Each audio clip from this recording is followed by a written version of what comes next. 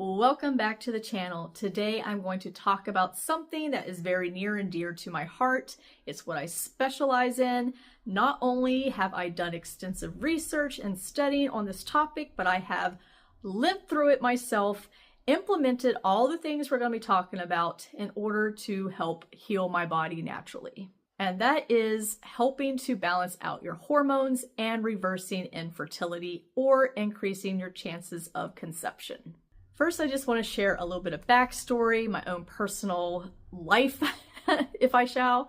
I was diagnosed with a lot of gynecological issues through my 20s and my 30s, suffered from infertility through my 20s and my 30s.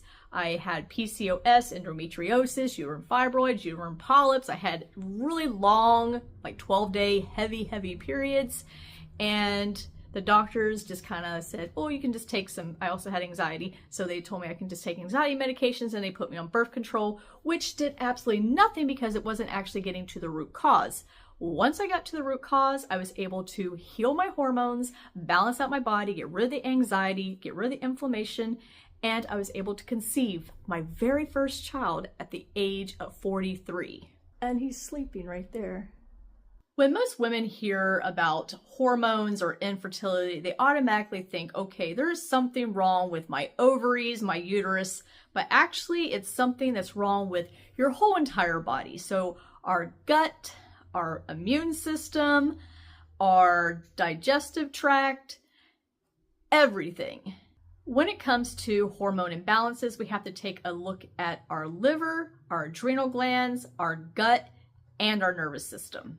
When we have something wrong in one of those areas, we have something wrong in all those areas because they're actually all connected.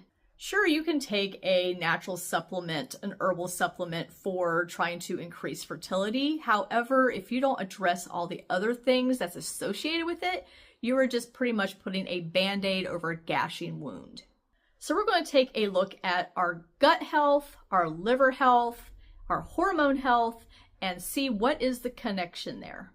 And don't freak out because I actually have an ebook, and the link is down in the description. It goes through step by step of everything that you need to do, including diet, exercise, why you get out of balance, and natural ways that we can bring our hormones back into balance. So I highly recommend, after you watch this video, go and check out that ebook. So we're going to take a look at our gut. So our gut is where our hormones are actually eliminated and detoxified. When our gut is inflamed, our estrogen starts to build up. Some of the things that I did to help heal my gut was intermittent fasting. This is where I would not eat anything after 5 p.m. through to noon the next day. This helped my body to eliminate the toxins. It's kind of a rest and repair state to move things out and help my digestive system to take a break. I also drank things like slippery elm, marshmallow root, and dandelion root tea to help with soothing my intestinal organs. I also eliminated dairy, wheat, and processed foods out of my diet. Once I did this, I started to see results within like 2 weeks. The second thing I did was I worked on my stress because high cortisol equals low estrogen and equals no fertility. When we are in a constant state of stress, our body kind of puts fertility and digestion on the back burner because it needs to deal with all the stress we're putting it under. I've talked about 3 different stressors that we put our body through: our physical, mental, emotional, and chemical stress. And regardless of which 3 that we put our body through, our body is going to react the same way. It's going to have an inflammatory response and an immune response, and it's going to eat up all of our stores of vital minerals and nutrients. So we need to find ways to help reduce the stress in our life. And that may look like going for a walk in nature, which I highly recommend because we need to get the vitamin D from the sun. Also taking a nice warm bath, stretching, yoga, meditation, journaling, taking time for ourselves. Also taking adaptogenic herbs like ashwagandha or maca to help lower the stress level in our lives. I like to make a tea right before bedtime made with tulsi, lemon balm, and lavender, chamomile, and a little bit of honey about an hour before bedtime, and it just helps to relax my body. Number 3 is we want to nourish our bodies with the right foods that's going to help to balance out our hormones. Our hormones are built from fats, proteins, and minerals. So we want to focus on healthy fats like avocados, chia seeds, pumpkin seeds, flax seeds. I actually suggest doing some seed cycling. I will do a video on seed cycling a little bit later on, but look into that. It's where you eat specific seeds during your follicular phase and your luteal phase, and this will help to give you the right nutrients, the right fats to help build your hormones. Making sure you're getting good quality protein that could look like either lentils or beans or wild-caught salmon. I myself prefer to eat more of a plant-based diet, and I know some people, there's a little controversial there of not getting enough protein on a plant-based diet, but you'll get plenty of protein. Just make sure that you're eating the clean proteins and kind of staying away from some of the protein powders that are out there because they can actually cause a little bit more harm than good, and I may do a video on that. Complex carbohydrates like quinoa, sweet potato, or wild yam can also benefit you by building up your progesterone or your estrogen to a right normal level and giving you all the nutrients you need. Minerals like magnesium, zinc, and selenium will also help to build up your estrogen and your progesterone, and also take in vitamin B6, maybe in a non-fortified nutritional yeast supplement, or you can sprinkle it onto salads. That is an awesome way to get those in as well. I like to drink a mineral-rich tea every day that is made from red raspberry leaf, oat straw, and stinging nettle. Number 4, we're going to talk about the herbs that you can use to help balance out your hormones. Now, as I mentioned before, you can do seed cycling. So some of these herbs would be really, really great for incorporating them into your seed cycling routine.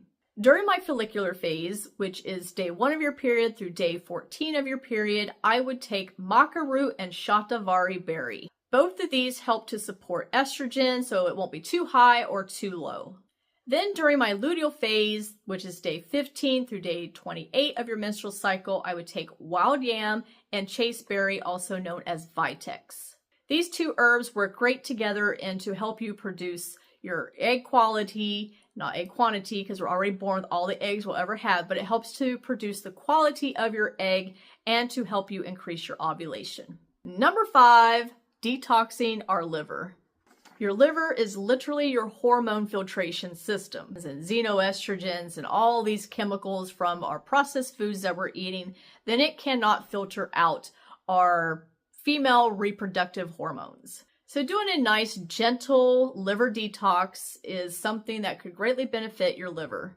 Milk thistle, burdock, and dandelion root is wonderful herbs to help detoxify your liver. We want to make sure that we're trying to sweat. So what I would do is I would drink my tea, my liver detoxification tea, and then either go for a walk wearing sweats and making sure it's nice and warm outside, or sitting in a sauna, or doing some hot yoga. Keep in mind that we don't want to overexert ourselves with exercise. Actually, a lot of exertion for exercise can raise up our cortisol, and we know high cortisol, low estrogen, so don't want to be overdoing the exercising.